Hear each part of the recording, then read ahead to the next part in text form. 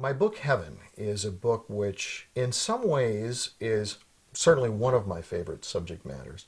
Just to think about heaven, just to think about the resurrection and life on the new earth.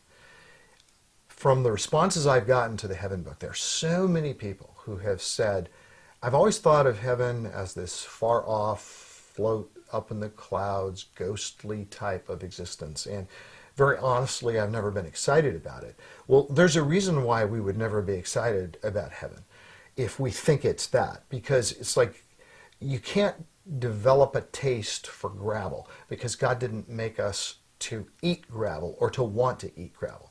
So for a lot of people, they try to work themselves up into, okay, I'll look forward to heaven floating around in the clouds, doing nothing but strumming harps for all eternity. You're never going to like the idea of that, so you may as well just give up on it. Fortunately, that's not what Scripture tells us, and that really is what my book Heaven is about. And I think that's why God has used it in a lot of lives, is that it centers on the resurrection, the fact that we are physical beings and we will have a physical existence for all eternity on the new earth. So I have a special fondness for the Heaven book, I think, because God has chosen to use it in so many lives.